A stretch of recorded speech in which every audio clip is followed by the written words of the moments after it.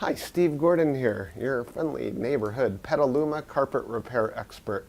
And if you've been searching the internet in hopes of finding a solution to a carpet problem that you're having, you've come to the right place. I made this recording to answer all of your most frequently asked questions all about carpet repair. Now, if you need more help after you watch this recording, feel free to give me a call or one of my staff here a call at the office, and we'd be just honored to take your call and answer your questions or come out and fix your carpet or whatever it is that you may need. So again, I'm Steve Gordon. I'm clearly not an actor. This is unscripted. I think you've figured that out by now. Give me a call. I look forward to hearing from you soon, and enjoy. Hi, Steve Gordon here, your friendly neighborhood carpet repair guy. And I promise you one thing, and that is I'm absolutely not an actor. So if you're looking for an actor to talk about carpet repair, you've come to the wrong place.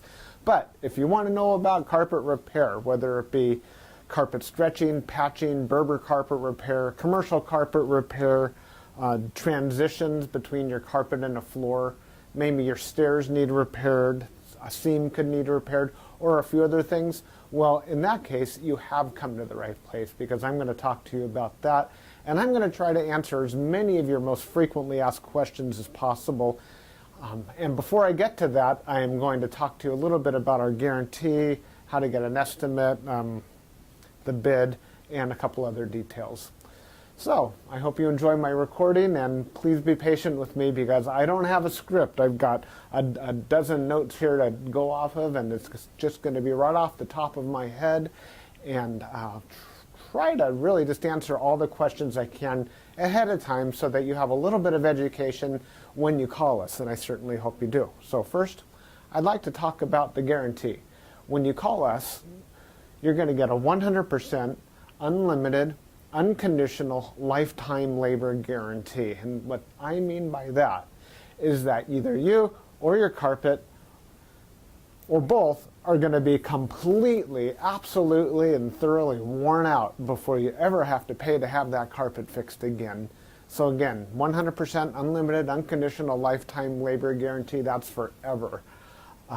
How you get your estimate in the first place is after you watch this recording, give us a call here at the office, and we're going to give you something like a phone guesstimate. We'll give you an idea of what you might expect to pay. We might tell you something like between $150 and $300, or we might say between $200 and $400, or something like that. We're not going to know exactly, or even not even all that close, how much it's going to cost to have us fix your carpet for you. So if you feel like we're in the right sort of price range, then we're going to schedule an appointment to come on out and actually give you an absolutely free, no obligation bid. At that point, if you feel the bid is fair, and I'm sure you will because it's our business model to give you a fair price so that we could do the job right then and there all in one trip. We would really love to just do it in one trip. Now, I understand that sometimes you need to get a bid on one trip and then come back at a different time, have us come back at a different time to actually do the work. But by and large, it's normally best to just get it all done all in one trip, and that's how we'll give you the best price as well. After all, driving out to your place once is going to be less expensive for both of us than it would be to drive out to your place 2 or more times. Now, another thing about the absolutely free, no obligation bid is at that point we're going to actually have an opportunity to see the work. We're going to see exactly what needs to be done, because you see, when you call us on the phone, even though you think you've explained the situation thoroughly, it's very likely that either myself or one of my assistants here that helps me answer the phone won't really understand exactly what we're dealing with until we actually see it. And so that's why we really do want to come out and give you a bid in person. And by the way, if you don't like the bid, if you don't think it's fair, we're going to walk away absolutely empty-handed, and that makes us sad. So sad, because we want to be out there, we want to fix your problem and put a check in our pocket and go off to the next one. After all, this is what we do for a living. This is how we feed our families. Speaking about money, please don't pay cash. We would really prefer that you pay with a check made out to Creative Carpet Repair, or use a credit card. You can call in the office with a credit card. So cash, it's against the agreement I've made with all my contractors. Now, If you work with me directly, if I'm the actual contractor that shows up to your house and you want to pay me cash, I'm happy to take it. But for any other contractor throughout my entire company, please don't pay cash. Now, I want to talk a little bit about the carpet repairs. I've got a little bit of housekeeping out of the way. Let's talk about carpet stretching. Most people wonder why their carpet is all rippled up. So if you look out at your carpet and you see more waves than the ocean, or it's more rippled up than you can believe, and there's peaks and valleys in your carpet and you're getting seasick just looking at it, or if it's a trip hazard, there's a real good chance that your carpet was never stretched in tight enough to begin with. You see, whoever stretched your carpet the first time around more than likely didn't use a power stretcher. Now what a power stretcher is a pole that it butts up against one wall on one side of the room, and this pole runs all the way across the room to a head that's on the other side.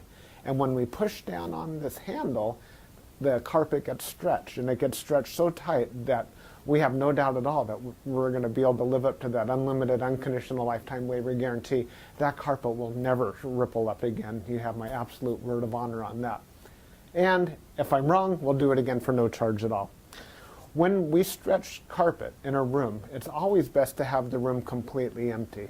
We could empty the furniture out of the room for you if that's what you need, but more often than not, the customer will want to get as much as possible out of the way. Now, don't strain yourself. Don't go moving a giant king-size bed or a dresser that weighs, more than 10 elephants. That's not cool. We have special tools. We have these sliders that we can put underneath the legs of the furniture. So even if your dresser weighs a couple 100 pounds and it's harder than heck to move, we get those sliders underneath there and we can move that stuff around if that's what we need to do. So don't strain yourself moving the furniture. Also, if you have a king-size bed and it's just completely unreasonable for whatever reason to move that bed, quite often we could stretch the carpet in that room without moving the bed. It's a lot more work. Those poles that I spoke about, they go actually underneath the bed, so we stretch the carpet right underneath the bed to the other wall. And it's a lot harder. It takes us a lot more time and effort, but it can be done.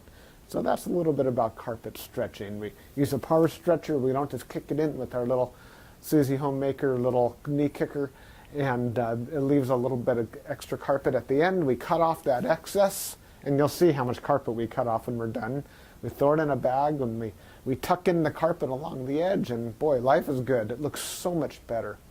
One thing that you might be aware of when we finish though is if you had large ripples, the carpet could be soiled along the top ridge of those ripples more than at the valleys, and that makes sense. Where you're walking, that's where it's going to get more dirt. So after you stretch the carpet is a real good time to have the carpet cleaned. Also, the carpet's out of the room, and the furniture is out of the room, and it's just a great time to clean the carpet. It looks a lot better at that point.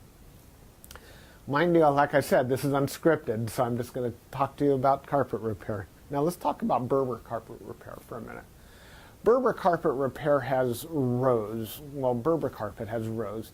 And actually the word Berber carpet, or the name Berber, it isn't exactly accurate. Berber carpet actually comes from a place out in the Middle East, country or countryside, where the area is called Berber, the Berber people or something like that. Anyhow, it's a very expensive rug, Berber rug. That's the actual meaning of the word Berber rug. The Berber carpets that we find today are very similar. There's loops and there's rows, and if you pull on one of those loops, or rows becomes unglued somehow, it could make a run, what we call a Berber run. So when you pull on that thread, it's like it's unzipping right in front of you. It's like, oh my gosh, what has happened? I've got this zipper run going all the way across the room. Now your higher end Berber carpet, that doesn't likely happen. It almost never does. But the lower end, middle of the road and lower end Berber carpet runs all the time. So when we fix a Berber carpet, what we're going to want to do is take out the bad area and patch a new piece in there. Sometimes we could actually weave a little bit of some new loops right into the place where that carpet has come unfurled. But more than likely, we're going to want to put in a Berber patch in that area. One reason that Berber comes apart at the seams is because the carpet was never sealed at the seams well enough to begin with. Your carpet installer that originally installed that carpet was supposed to use a latex sealer or even a glue gun or something to seal the edges of the carpet. Now, if they don't seal the edges of the carpet, that's one reason that Berber carpet is just going to unfurl like crazy. So when we put in a patch or fix a Berber carpet, that area gets sealed. Now, we give the unlimited, unconditional lifetime waiver guarantee on Berber carpet as well. But mind you, just because, let's say you have a 12-foot seam and we fix 3 feet of it, that's the part that we guarantee. The rest of the seam we're not going to touch. And you may have a problem with that in the future. And that's certainly not our business to cover something we've never actually worked on before. Now, after Berber carpet patching, I'll just talk about carpet patching in general. And this includes the Berber. When you call us to have your carpet patched, the first thing that we're going to ask you is if you have any extra carpet to do the patch with. If the answer is yes, well, we're golden. We're ready to do the job. If you say no, you don't have any extra carpet to do the patch with, we'll ask, well, can we take the carpet from a closet or maybe even from underneath a piece of furniture? Because what we can do is we can take a piece of carpet from a closet and patch it right into your damaged area. And it usually works out really well. Most people would rather have a piece of carpet missing out of their closet than have a terrible, nasty area in the middle of their room where they'll see it all the time. After all, inside the closet, you usually have that covered up with shoes and old photographs and baseball bats and everything you've ever collected in your life. More about carpet patching is if you don't have the carpet to do the patch, there's really nothing I can do to help you. So you're going to need to find that carpet to do the patch with before you bother having us come out there, because if we don't have the carpet to do the patch, we're stuck. Our hands are really tied. There's nothing we can do.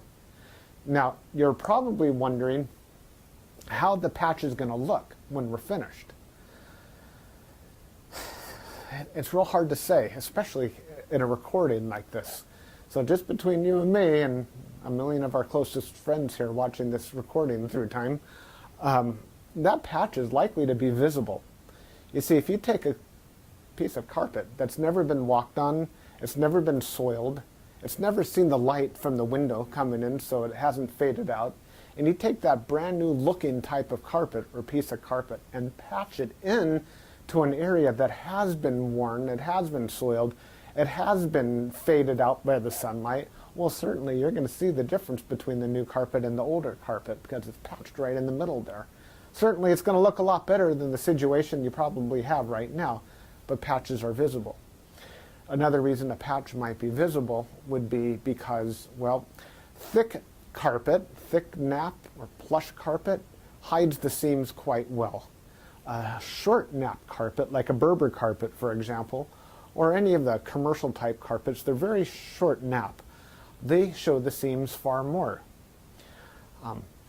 Another thing is that the rows have something to do with it. When we cut a carpet in the same direction as the row of the carpet, well, those seams are by and large less visible than the seams that we cut that cross the rows. When we cross the row, well, it's unavoidable to do that if that's what we have to do to make a patch.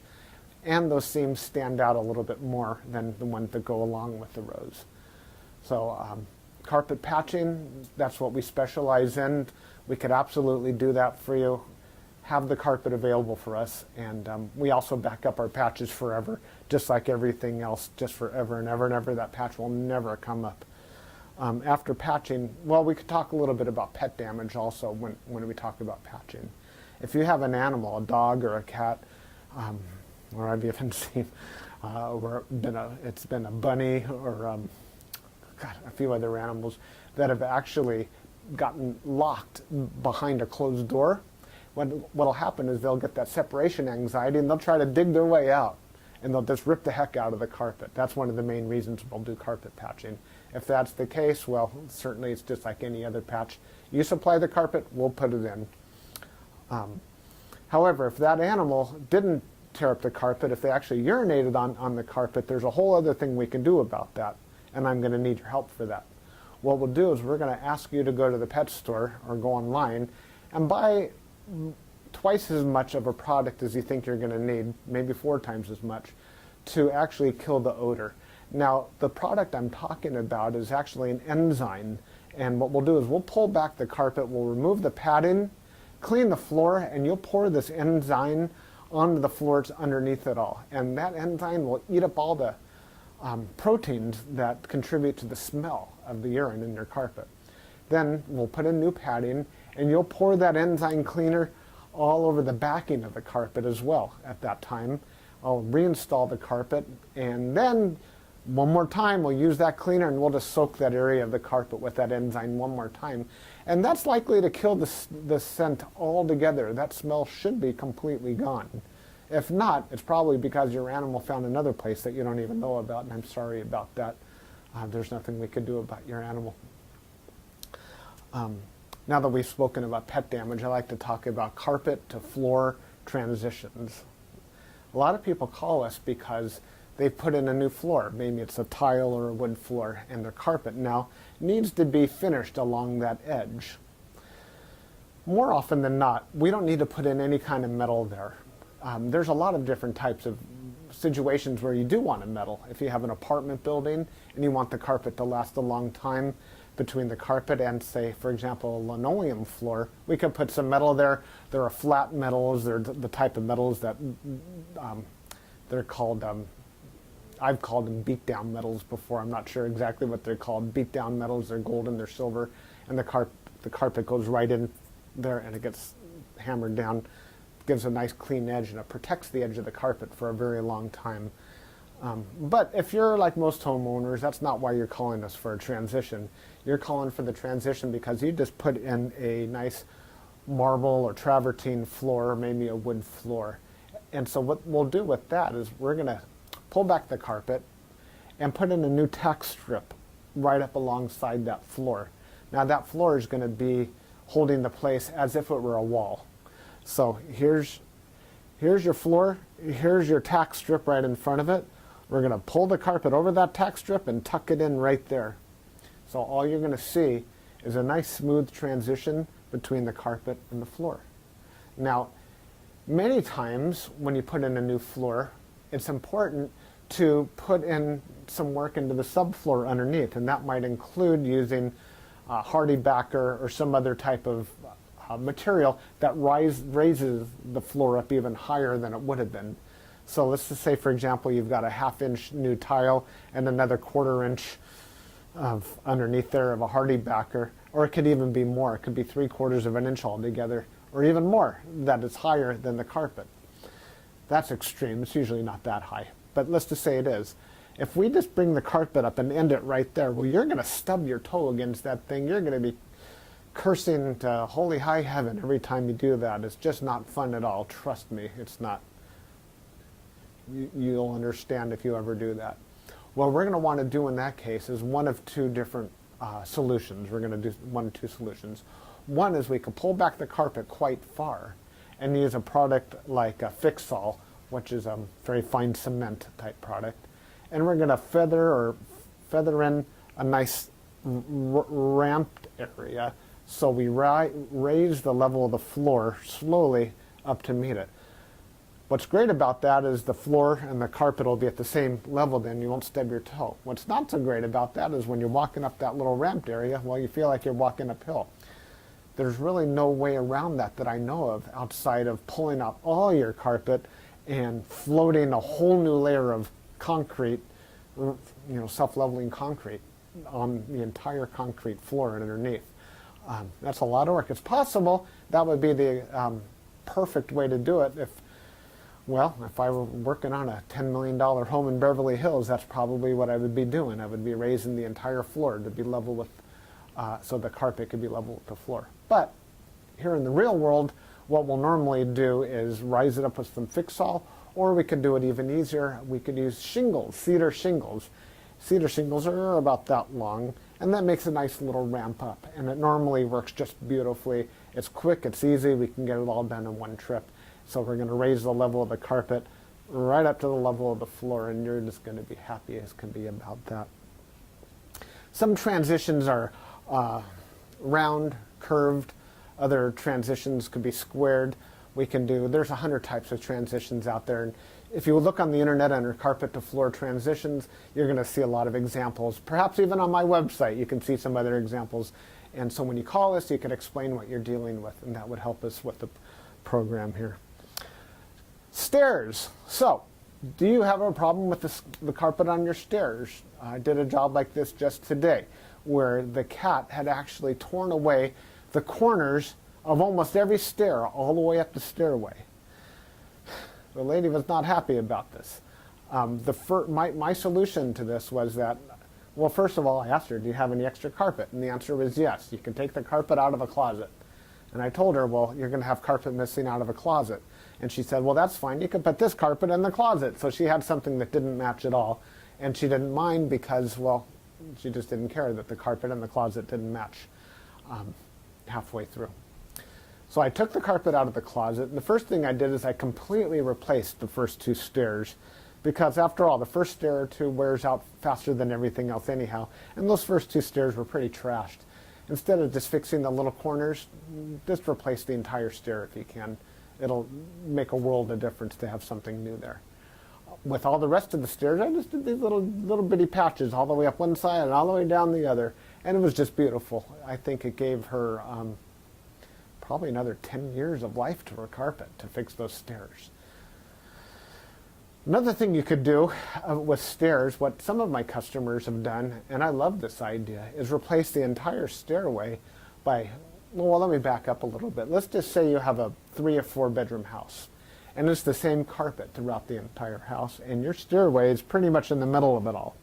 And if you replace the carpet on your stairs, well, it's going to be a slightly different color than the rest of your carpet, and that's going to look low class, and we don't like that, do we? No, we don't. What I would suggest in that case is that we take the smallest room of the house, maybe a small bedroom or nursery, and pull the carpet out completely from the smallest room of the house and buy new carpet for that room.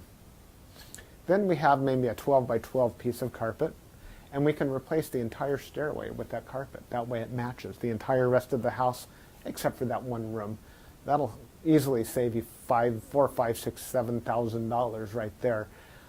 And it's a lot less work too. So I like that idea. You get a whole new stairway. A lot of people, you walk in the front door and there's the stairway right there. If the stairs look bad, it's hard to recover from that first impression. So take my word for it. That's a really great way of going. Now stairs. Commercial carpet repair. If you have commercial carpet and that needs to be repaired, it either has ripples and waves or it needs a patch. If it's rippled, it might need to be stretched. We've already talked about carpet stretching. On the other hand, it might have a different issue. It could be your commercial carpet was glued down to concrete to begin with. If that's the case, what we do is we actually take a knife and we just cut right down the middle of those ripples, cut right down those bubbles, and we will re-glue the carpet right underneath there and smush it all down, and believe it or not, those bubbles are going to be completely gone. They might be completely invisible when we're finished. You won't even see where we cut it, because where we cut it is exactly where we put it back together. The carpet will be nice and tacky before we push it back down. It's a great solution. But if the carpet needs to be stretched, well, we have to get the power stretcher out, and we'll fix it up that way. Now, if your carpet in your commercial building, say you have an office, is because, let's just say that you removed a wall between two rooms. If that's the case, you may have a strip of carpet that's missing. It's always a great idea to just get a completely different color. So if you have blue commercial carpet, go get a piece of red or black.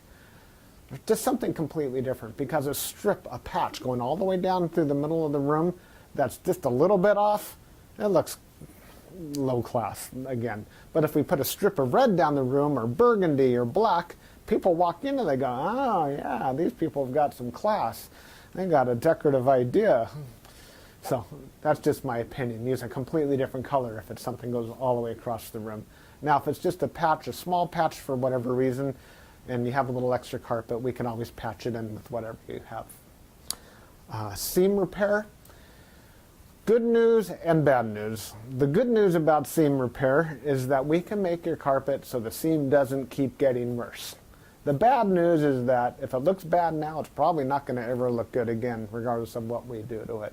Seams have to be done properly the first time.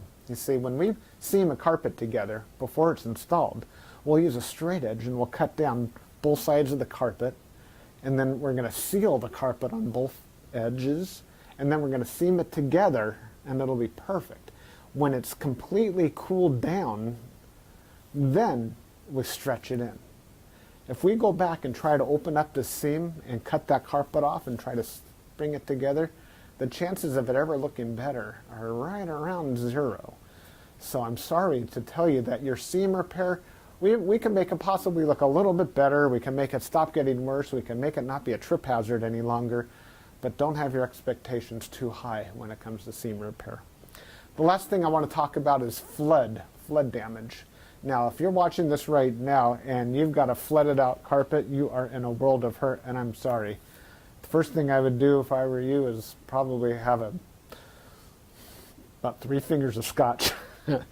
And then I would go ahead and get an extractor, like a hot water extractor. You can rent them at the just about any rental yard, and just start extracting all the water. Pull back the carpet, get rid of all the padding that's underneath your carpet. Rent a couple of blowers, or as many blowers as you need, and these things, they kind of look like a snail. As a matter of fact, that's their nickname in the field. We call them a snail. And they're shaped like that, and boy do they ever blow. And you can blow dry the whole underneath of your carpet. Set it up and get the carpet completely dry. At that stage, that's when you call us, and we can supply new padding, put a new pad, reinstall your carpet, clean the carpet for you if you're in an area that we do carpet cleaning, and life is good. You can put your furniture back and you'll be happy again. You don't have to do it yourself. If you want to call a company, even ours, depending on your area, can do that extraction for you as well. Now, if it's really flooded, I mean, seriously, like you're ankle deep in water, don't even bother. It's beyond almost everybody's ability. That means that your baseboards are all going to be all wet. A professional company will come and remove your baseboards, and we don't do that ourselves. They'll remove your baseboards, they'll drill holes in the wall, attach blowers to your walls, and blow dry the entire area, inside the walls and out, the carpet, the floor, the whole shebang. And then we can come in and put the carpet back down at that point. So I hope that I've answered your questions. If you have any additional questions, now that you've heard me talk for the last I don't know how long, feel free to call me here at the office. I would be just tickled pink to hear from you. If I'm not here, one of my assistants, whoever answers the phone, will be well trained and will be able to answer any questions that you have about carpet repair. And then at that point, we'll be absolutely positively honored if you would have us just come on out to your place and fix your carpet for you.